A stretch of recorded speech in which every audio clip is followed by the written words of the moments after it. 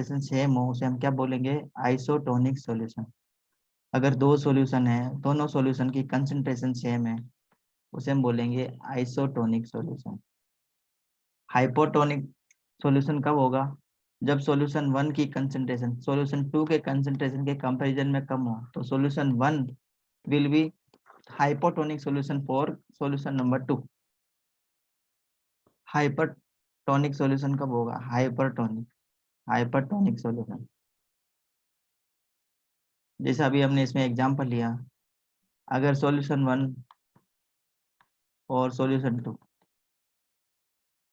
इसमें अगर सॉल्यूशन 2 की कंसंट्रेशन सॉल्यूशन 1 के कंपैरिजन में ज्यादा है, कंसंट्रेशन ज्यादा है, कंसंट्रेशन सॉल्यूशन 1 की कम है, सॉल्यूशन नंबर 2 की कंसंट्रेशन ज्यादा है, इस केस में solution number 2 will be hypertonic solution for solution 1। Solution 1 के लिए क्या हो जाएगा, ये हाइपरटोनिक सॉल्यूशन हो जाएगा। मतलब सॉल्यूशन 2 का कंपेयर अगर हम सॉल्यूशन 1 से करेंगे तो सॉल्यूशन 2 क्या होगा, हाइपरटोनिक, और सॉल्यूशन 1 क्या हो जाएगा, इसके कंपैरिजन में आइसोटोनिक सॉल्यूशन होगा। अगर दोनों सॉल्यूशन का कंसंट्रेशन सेम है, if concentration of both solutions are same, then solution will be isotonic। कैसा होगा सॉल्यूशन, आइसोटोनिक सॉल्यूशन होगा, ये याद रखना है। ठीक है, बात समझ में आ रही है। अगर दोनों की कंसंट्रेशन सेम है तो आइसोटोनिक। हाँ, इसके बाद में हम नया टॉपिक स्टार्ट करने जा रहे हैं बच्चों, लास्ट टॉपिक है इस चैप्टर का, जो कि है एबनॉर्मल मोलर मास। न्यू टॉपिक ध्यान से देखेंगे, एबनॉर्मल मोलर मास क्या होता है, ये क्या कंसेप्ट है, एबनॉर्मल मोलर मास, इसके बारे में हम डिस्कस करेंगे, एबनॉर्मल मोलर मास के बारे में। तो बच्चों अभी तक जितने भी हमने सॉल्यूशन पढ़े हैं, अभी तक हमने जितने भी सॉल्यूशन और सॉल्यूशन की सॉल्यूशन पे बेस्ड कोलिगेटिव प्रॉपर्टी, सॉल्यूशन पे बेस्ड कोलिगेटिव प्रॉपर्टी डिस्कस की है। वो किस टाइप के सॉल्यूशंस के लिए की है, ऐसे सॉल्यूशन के लिए की है जिसमें सोल्यूट क्या हो बेटा, जिसमें सोल्यूट क्या हो, नॉन इलेक्ट्रोलाइट हो, क्या हो, non electrolyte, non electrolyte solution. Solvent कैसा सोल्यूट कैसा होना चाहिए, नॉन इलेक्ट्रोलाइट होना चाहिए। अब नॉन इलेक्ट्रोलाइट का मतलब क्या है, जैसे एग्जांपल देते हैं ग्लूकोज, एग्जांपल देते हैं बेटा शुगर, एग्जांपल है बेटा urea, these solute are non electrolyte, ये नॉन इलेक्ट्रोलाइट है। मतलब जब इसको पानी में डिसोल्व करते हैं तो ये अपने आयंस के अंदर डिसोसिएट नहीं होता है, they do not dissociate their respective ions, ions के अंदर ये डिसोसिएट नहीं होते। तो ऐसे सॉल्यूशन को हम क्या बोलते हैं बच्चों, नॉन इलेक्ट्रोलाइट सॉल्यूशन। तो जितनी भी हमने कोलिगेटिव प्रॉपर्टी अभी तक हमने पढ़ ली है, कौन सी चार कोलिगेटिव प्रॉपर्टी पढ़ी है, RLVP। दूसरा हमने पढ़ा है एलिवेशन इन बॉइलिंग पॉइंट। तीसरा हमने पढ़ा है डिप्रेशन इन फ्रीजिंग पॉइंट। और फोर्थ हमने पढ़ा है बेटा ऑस्मोटिक ऑस्मोटिक प्रेशर। ये चार कोलिगेटिव प्रॉपर्टी पढ़ी है। चारों कोलिगेटिव प्रॉपर्टी को हमने किसके बेसिस पर एक्सप्लेन किया है, on the basis of nature of solute, है ना। सोल्यूट किस टाइप का, सोल्यूट हमने लिया था नॉन इलेक्ट्रोलाइट, नॉन इलेक्ट्रोलाइट। और आपको पता है बेटा जो भी कोलिगेटिव प्रॉपर्टीज होती है, कोलिगेटिव प्रॉपर्टीज किसके ऊपर डिपेंड करती है, ये डिपेंड करती है नंबर ऑफ सोल्यूट पार्टिकल। किसके ऊपर डिपेंड करती है, नंबर ऑफ सोल्यूट पार्टिकल पे डिपेंड करती है। अगर number of solute particle high है, नंबर ऑफ सोल्यूट पार्टिकल कैसे है, हाई, तो कोलिगेटिव प्रॉपर्टी भी कैसी हो जाएगी, बढ़ जाएगी। कोलिगेटिव प्रॉपर्टी भी क्या होगी, बढ़ेगी। और अगर नंबर ऑफ सोल्यूट पार्टिकल कम है, लेस है, तो कोलिगेटिव प्रॉपर्टी भी कैसी रहेगी, डिक्रीज रहेगी। मतलब इसके ऊपर डायरेक्टली डिपेंडेंट है। और कोलिगेटिव प्रॉपर्टी में एक मेन टर्म हम पढ़ते हैं, किसके कंपैरिजन में हम बात करते हैं, molality of the solution, molality of the solution की हम बात करते हैं। आपको बताओ, अब अगर हम सोल्यूट नॉन इलेक्ट्रोलाइट नहीं लेकर अगर हम इलेक्ट्रोलाइटिक कोई सॉल्यूशन ले, इलेक्ट्रोलाइटिक सॉल्वेंट ले लेते हैं, इलेक्ट्रोलाइट ले लेते हैं, जैसे वाटर में अगर हम ऐड कर देते हैं सॉल्ट, वाटर में हमने क्या ऐड किया बेटा, सॉल्ट NaCl, तो वाटर में जब हम NaCl ऐड करेंगे तो ये पानी में जाएगा, तो ये पानी में क्या हो जाएगा, अपने आयंस के अंदर डिसोसिएट हो जाएगा, किसमें, सोडियम के आयन और क्लोराइड के आयन में डिसोसिएट हो जाएगा। अब क्या होगा, नंबर ऑफ आयंस बढ़ जाएंगे। ये देखो सोल्ट में NaCl एक ही मॉलिक्यूल है, एक ही मॉलिक्यूल है, लेकिन ये पानी में जाके ये 2 आयंस के अंदर डिसोसिएट हो रहा है, मतलब नंबर ऑफ पार्टिकल्स इंक्रीज हो रहे हैं। नंबर ऑफ पार्टिकल्स क्या हो रहे हैं, वाटर के अंदर इंक्रीज हो रहे हैं, तो नंबर ऑफ पार्टिकल्स इंक्रीज हो रहे हैं, मतलब सोल्यूट के पार्टिकल इंक्रीज हो रहे हैं। और जब सोल्यूट के पार्टिकल्स इंक्रीज होंगे तो उनकी जो कोलिगेटिव प्रॉपर्टी है, कोलिगेटिव प्रॉपर्टी ये भी क्या होगी बेटा, चेंज हो जाएगी। कोलिगेटिव प्रॉपर्टी भी क्या हो जाएगी, चेंज होगी। क्यों, कि सोल्यूट के जो पार्टिकल्स है वो क्या हो गए, इंक्रीज हो गए, क्योंकि उनमें क्या हो गया बेटा, डिसोसिएशन हो गया, डिसोसिएशन हो गया। कुछ सब्सटेंस ऐसे भी होते हैं जो पानी में जाके बेटा एसोसिएट हो जाते हैं, क्या हो जाते हैं, एसोसिएट हो जाते हैं, एसोसिएट।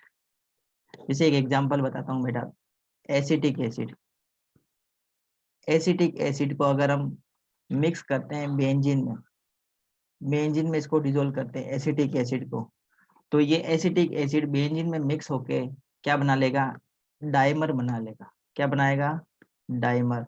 डाइमर का मतलब है दो एसिटिक एसिड के मॉलिक्यूल आपस में क्या करेंगे, कंबाइन कर लेंगे। जैसे ये कार्बोक्सिलिक एसिड का अगर एक मैं फॉर्मूला लिखता हूँ, representative formula for carboxylic acid RCOOH, ये कार्बोक्सिलिक एसिड है। ये क्या है बेटा, कार्बोक्सिलिक एसिड।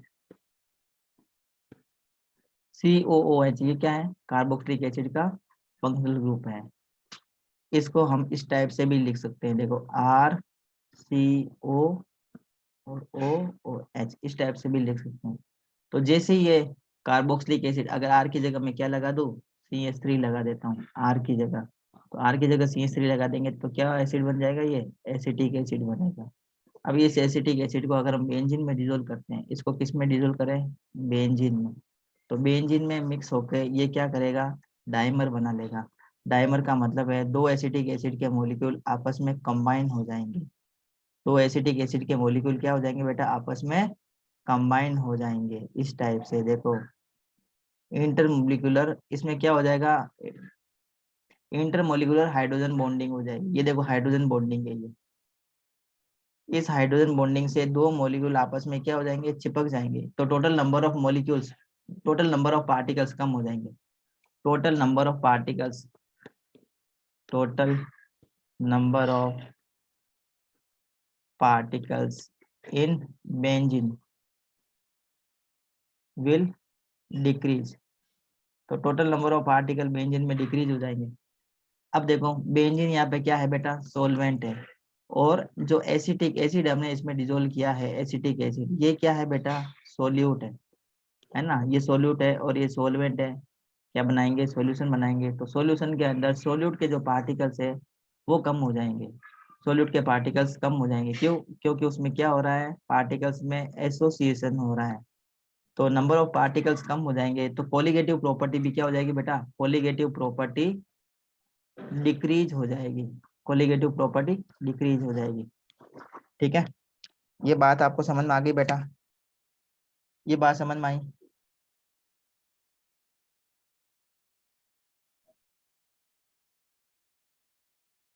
हाँ, अब हम पढ़ेंगे बेटा कोलिगेटिव प्रॉपर्टी का, या जो हमारा ये टॉपिक है एबनॉर्मल मोलर मास। अब इसको हम डिफाइन करते हैं। अब ध्यान देंगे बेटा, अब इसको हम डिफाइन कर रहे हैं, कोलिगेटिव प्रॉपर्टी के अंदर ही हम पढ़ रहे हैं किसको, एबनॉर्मल मोलर मास को। अब एबनॉर्मल मोलर मास का मैं डेफिनेशन लिख रहा हूँ बेटा, when the molecular mass, when the molecular mass of a substance, when the molecular mass of a substance determined by studying, या आप लोग नोटबुक में लिख लेंगे, studying any of the colligative property और colligative property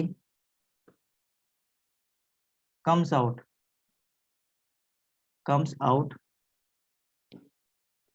to be different than the theoretically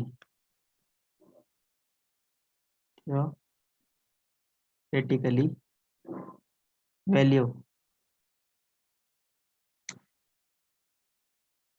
The substance is said to be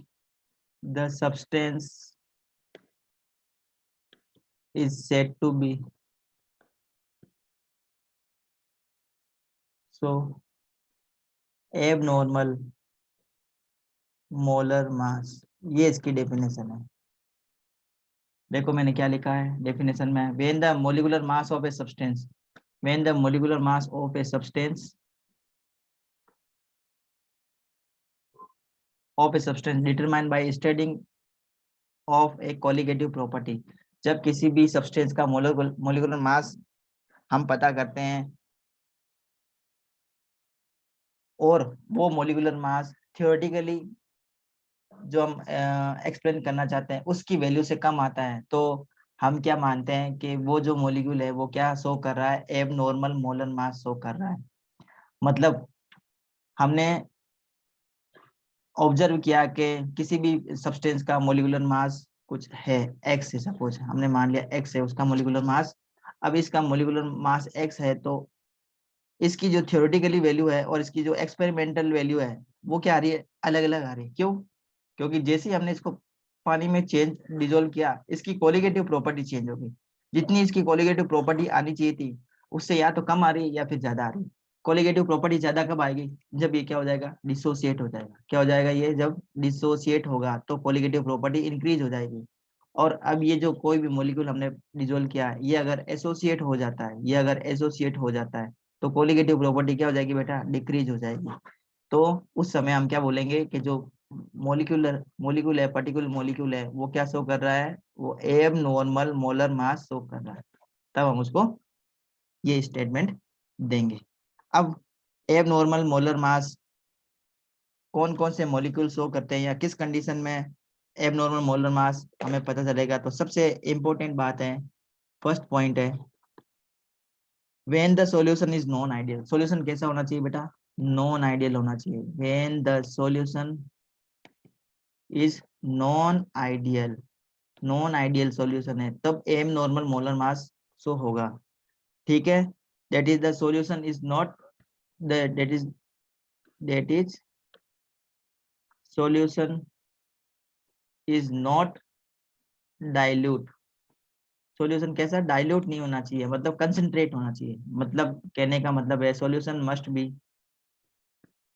concentrate.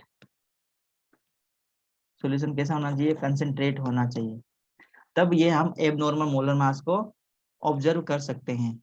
Second है, second important point है, when the solute undergoes dissociation, when dissociation take place, when dissociation take place तब abnormal molar mass observe होगा। और कब होगा, when association, जब molecule क्या हो जाएगा, मॉलिक्यूल में एसोसिएशन होगा तब एबनॉर्मल मोलर मास ऑब्जर्व होगा। बात समझ में आ गई? ठीक है, या तो उसमें एसोसिएशन हो, मॉलिक्यूल में एसोसिएशन हो, या फिर उस मॉलिक्यूल में क्या हो बेटा, डिसोसिएशन हो, या फिर जो सॉल्यूशन हमने लिया है वो कैसा होना चाहिए, नॉन आइडियल होना चाहिए, नॉन आइडियल सॉल्यूशन होना चाहिए। जो आइडियल सॉल्यूशन होते हैं उसकी कंसेंट्रेशन बहुत कम होती है, वो क्या होते हैं, वेरी डाइल्यूट सॉल्यूशन होते हैं। Ideal solutions are very dilute solution. Very dilute solution का मतलब है बहुत ही कम सॉल्यूट अगर हम सॉल्वेंट में मिक्स करके सॉल्यूशन बनाते हैं, अगर हम सॉल्यूट की क्वांटिटी को बहुत कम रखते हैं, very less quantity of solute is mixed in the solvent, then the type of solutions may act as a ideal solution, वो ideal solution की तरह act कर सकता है। और अगर हम solute की quantity को ज्यादा रख देते हैं, if the quantity of solute is high, if the quantity of solute is high, then the solution will act as a non ideal solution। तो non ideal solution है तो एब नॉर्मल मोलर मास शो हो सकता है, एब normal molar mass show करेगा। और किस कंडीशन में एब नॉर्मल मोलर मास शो करेगा? जब मॉलिक्यूल में क्या हो बेटा, एसोसिएशन हो, तब एब नॉर्मल मोलर मास शो होगा। और कब होगा? जब मॉलिक्यूल में क्या हो, डिसोसिएशन हो, तब एब नॉर्मल मोलर मास ऑब्जर्व होगा। मतलब मॉलिक्यूल की जो एक्सपेरिमेंटल वैल्यू है और जो थ्योरेटिकल वैल्यू है वो क्या आएगी, डिफरेंट आएगी। इसी को हम क्या बोलते हैं, एब नॉर्मल मोलर मास कहते हैं। बात समझ में आई होगी आप सभी बच्चों को। मतलब मॉलिक्यूल के अंदर, जब मॉलिक्यूल को, सोल्यूट को जब हम सोलवेंट में मिक्स करेंगे, सॉल्यूशन बनाएंगे, तो अगर वो आयोनिक अगर वो आयोनिक सोल्यूट है, कैसा है बेटा, वो आयोनिक सोल्यूट है, तो आयोनिक सोल्यूट है तो वो क्या होगा, या तो उसमें एसोसिएशन हो जाएगा, या उसमें एसोसिएशन होगा, या फिर उसमें क्या होगा, डिसोसिएशन होगा। अब ये एसोसिएशन और डिसोसिएशन उस पर्टिकुलर मॉलिक्यूल में कितना हो रहा है और उसकी वजह से कोलिगेटिव प्रॉपर्टी कितनी चेंज हो रही है और उसका मॉलिक्यूलर मास कितना चेंज हो रहा है, इसको समझाने के लिए एक साइंटिस्ट थे जिनका नाम था वॉन हॉफ। उन्होंने एक फॉर्मूला दिया जिसको हम किसके नाम से जानते हैं, वॉन हॉफ फैक्टर के नाम से जानते हैं। अब ये फॉर्मूला क्या है, यहाँ से देखेंगे, वॉन हॉफ फैक्टर को हम लिखते हैं बेटा आई से। किससे रिप्रेजेंट करते हैं, आई से हम इसको रिप्रेजेंट करते हैं। अब वॉन हॉफ फैक्टर क्या है, देखो ध्यान से देखेंगे, मैं यहाँ पे लिख रहा हूँ experimental value of colligative property, experimental value of colligative property divided bye calculated value of colligative property. इसका रेशियो उसे हम क्या बोलते हैं बेटा, वॉन्ट ऑफ फैक्टर आई से जानते हैं। ठीक है, अब ये experimental value of colligative property को हम क्या बोल सकते हैं, इसको हम बोलेंगे बेटा ऑब्जर्व। क्या बोलेंगे इसको हम, observe value of colligative property, observe value of colligative property divided bye calculated value of colligative property. इसको हम बोलते हैं normal value of colligative property. अब एक और बात आपको ध्यान देना बेटा, ये इंपॉर्टेंट फॉर्मूलाज है ना, इन इंपॉर्टेंट फॉर्मूलाज को आप याद कर लेंगे। ठीक है, चाहे ये फॉर्मूला याद करो चाहे ये करो, दोनों एक ही है। ठीक है, इसको इस टाइप से भी हम इसको रिप्रेजेंट कर सकते हैं। इन दोनों फॉर्मूलाज को आपको याद करना है बेटा, आई कैलकुलेट करने के लिए ये फॉर्मूलाज काम आएंगे। ठीक है, वेरी वेरी इंपॉर्टेंट फॉर्मूला।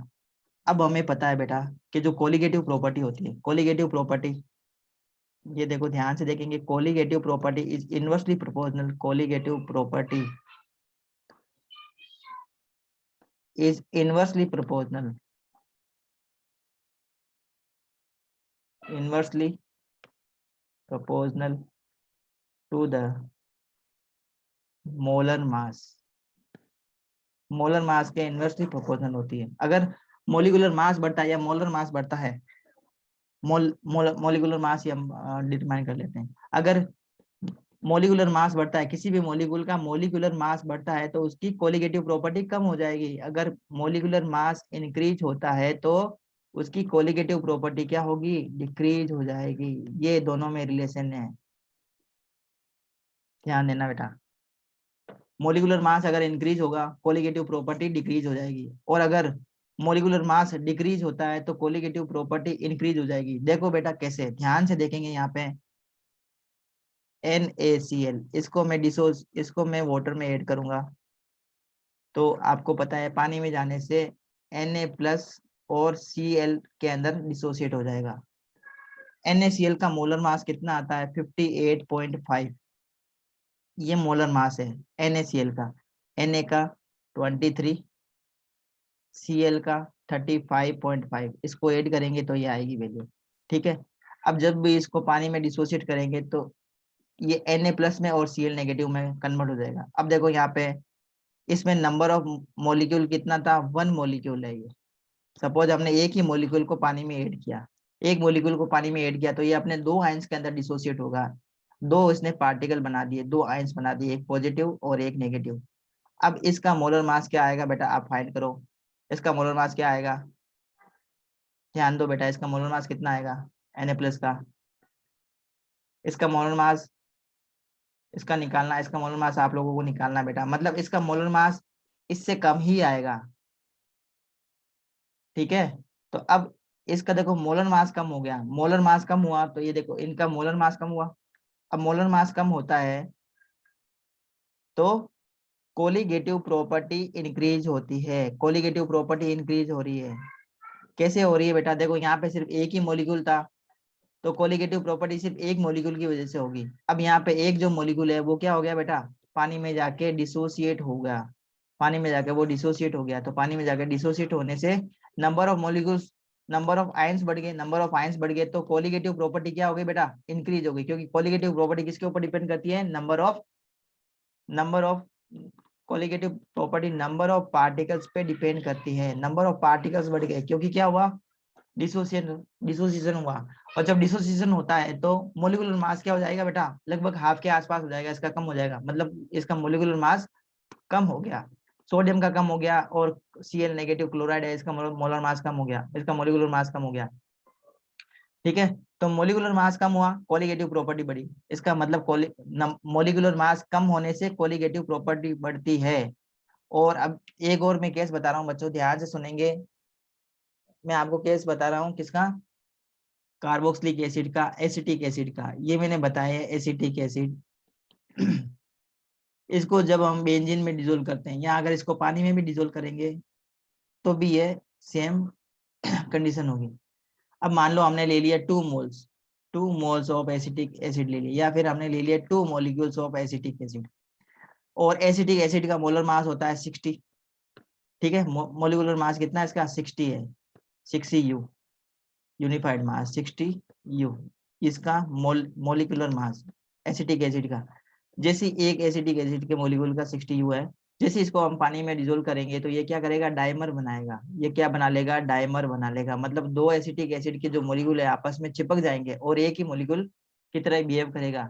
हमने पानी में डाले 2 मोलिकुल और ये पानी में जाके चिपक के क्या बन गया, एक मोलिकुल बन गया। इसका मतलब नंबर ऑफ पार्टिकल्स या नंबर ऑफ मॉलिक्यूल्स क्या हो गया पानी में, इन द वाटर क्या हो गया, नंबर ऑफ पार्टिकल्स डिक्रीज हो गए। नंबर ऑफ पार्टिकल्स डिक्रीज होने से क्या होता है बेटा, नंबर ऑफ पार्टिकल्स डिक्रीज होने से कोलिगेटिव प्रॉपर्टी क्या हो जाएगी, कोलिगेटिव प्रॉपर्टी भी क्या हो जाएगी, डिक्रीज हो जाएगी। नंबर ऑफ पार्टिकल्स के ऊपर डिपेंड करती है, अगर नंबर ऑफ पार्टिकल्स हाई है कोलिगेटिव प्रॉपर्टी बढ़ जाएगी, और अगर नंबर ऑफ पार्टिकल्स कम है तो कोलिगेटिव प्रॉपर्टी क्या हो जाएगी, कम हो जाएगी। अब नंबर ऑफ पार्टिकल्स तो कम हुए लेकिन क्या इसका मोलर मास सेम है क्या, अब इसका मोलर मास सेम है, अब मोलर मास सेम नहीं है, अब इसका मोलर मास है 120U। इसका मोलिकुलर मास क्या आएगा बेटा, 120U आएगा, जिसका मोलिकुलर मास बढ़ गया। देखो मोलिकुलर मास बढ़ने से मोलिकुलर मास बढ़ा है लेकिन कोलिगेटिव प्रॉपर्टी कम हुई है, तो मतलब कोलिगेटिव प्रॉपर्टी और मोलिकुलर मास एक दूसरे के इनवर्सली प्रोपोर्शनल है। कहने का मतलब ये है molecular mass is inversely proportional to the colligative property of the substance. अब देखो कोलिगेटिव प्रॉपर्टी का मतलब क्या है, relative lowering in vapour pressure, elevation in boiling point. देखो ध्यान से देखेंगे, elevation in boiling point, freezing point of depression in freezing point और ऑस्मोटिक प्रेशर। अब ध्यान देंगे, जैसे ये इसकी मैं बात करता हूँ, relative lowering in vapour pressure decrease हो जाएगा कब, जब मोलिकुलर मास बढ़ेगा। जब मोलिकुलर मास बढ़ेगा इसका मतलब अगर एसोसिएशन होगा तो नंबर ऑफ पार्टिकल्स कम हो जाएंगे, नंबर ऑफ पार्टिकल्स कम होंगे तो relative lowering in vapour pressure उतना ज्यादा नहीं होगा जितना होना चाहिए।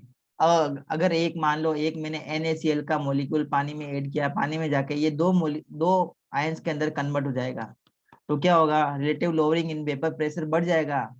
वेपर प्रेशर में जो ना डिफरेंस आ रहा है वो बहुत ज्यादा आ जाएगा, ठीक है, क्योंकि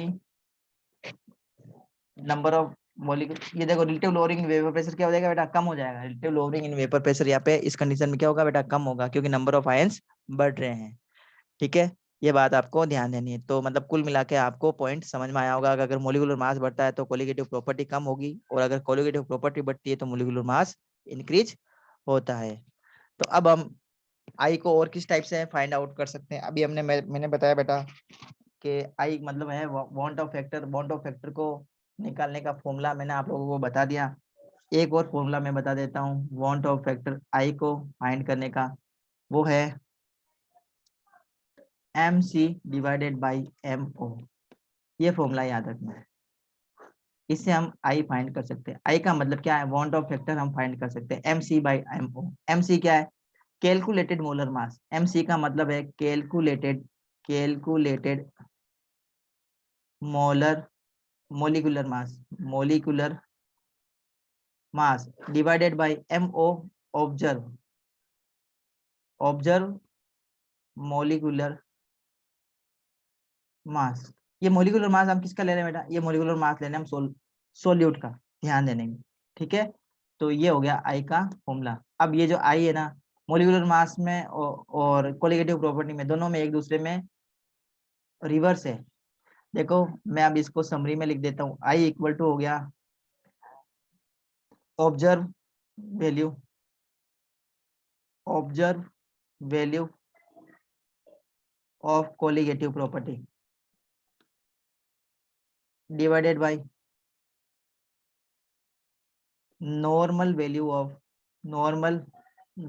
of colligative property equal to किसके बराबर है, नॉर्मल मोलर मास। और देखो यहाँ ध्यान से देखिए बेटा, जो कैलकुलेटेड मोलर मास होता है ना, वो होता है नॉर्मल मोलर मास। वो क्या है, नॉर्मल मोलिकुलर मास है। Normal molecular mass divided by observe molecular mass का मतलब है experimental value, observe molecular mass.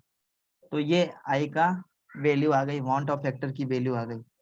तो इससे आप लोग आई फाइंड कर सकते हैं। अब हमारे पास में 4 फॉर्मूले हमने पढ़े थे बेटा। RLVP के लिए पढ़ा था, RLVP के लिए पढ़ा था फॉर्मूला, जो हमने पढ़ लिया था P naught minus PS, P naught minus 1 minute, हमने फॉर्मूले में ये पढ़ा था बेटा, P naught minus PS divided by P naught equal to X2। ये हमने पढ़ा था RLVP के लिए फॉर्मूला। ठीक है, सेकंड फॉर्मूला हमने पढ़ा था बेटा एलिवेशन इन बॉइलिंग पॉइंट के लिए। एलिवेशन इन बॉइलिंग पॉइंट, इसके लिए हमने फॉर्मूला पढ़ा था बेटा delta TB equal to KB into M। ये हमने पढ़ा था। इसी टाइप से हमने डिप्रेशन इन फ्रीजिंग पॉइंट के लिए फॉर्मूला पढ़ लिया था, डिप्रेशन इन फ्रीजिंग पॉइंट, इसके लिए हमने फॉर्मूला पढ़ा था delta TF equal to KF into M। फिर हमने फोर्थ कोलिगेटिव प्रॉपर्टी पढ़ी थी बेटा ऑस्मोटिक प्रेशर के लिए, है ना, ऑस्मोटिक प्रेशर। इसके लिए हमने फॉर्मूला पढ़ा था बेटा, इसके लिए फॉर्मूला हमने डिराइव किया था पाई इक्वल टू हमने फॉर्मूला डिराइव किया था N/V/RT। ये हमने फॉर्मूला डिराइव किया था पाई इक्वल टू N/V/RT। अब अगर हमें सोल्वेंट, अब हमें अगर सोल्यूट, अब अगर सोल्यूट हमें कैसा दिया है, आयोनिक सोल्यूट दिया है। सोल्यूट कैसा दिया है हमें, आयोनिक दिया है। ठीक है, इलेक्ट्रोलाइट दिया है हमें, क्या दिया है, इलेक्ट्रोलाइट दिया है, जो मतलब अपने आयंस के अंदर डिसोसिएट हो सकता है या एसोसिएट हो सकता है। तो उसके लिए आप क्या निकालोगे, सबसे पहले उसके लिए आप सबसे पहले आई का वैल्यू निकाल देंगे। और आई की वैल्यू निकालने के लिए अगर आपको उसके बाद में उसमें पूछे कि RLVP क्या होगा, तो इसको आपको आई से मल्टीप्लाई करना होगा। इसको आपको क्या करना होगा, आई से मल्टीप्लाई करना होगा, तब जाके आपका RLVP निकलेगा। इसी टाइप से elevation in boiling point find करना है, तो इसके लिए आप क्या करेंगे, ये जो वैल्यू है इसको आप आई से मल्टीप्लाई कर देंगे, आई को आपको फाइंड करना है, उससे मल्टीप्लाई करना है। इसी टाइप से अगर आपको depression in freezing point find करना है तो आई को इस से आप मल्टीप्लाई करेंगे और फाइंड करेंगे। इसी टाइप से अगर आपको ऑस्मोटिक प्रेशर फाइंड करना है तो इसको आई से मल्टीप्लाई करेंगे और ऑस्मोटिक प्रेशर फाइंड करेंगे। कब, जब आपका सोल्यूट कैसा दिया हुआ हो, आयनिक दिया हुआ हो, जो कि इलेक्ट्रोलाइट हो, या तो फिर वो एसोसिएट हो सकता है, फिर वो डिसोसिएट हो सकता है। तो उस केस में आपको इस टाइप से इसको फाइंड आउट करना है।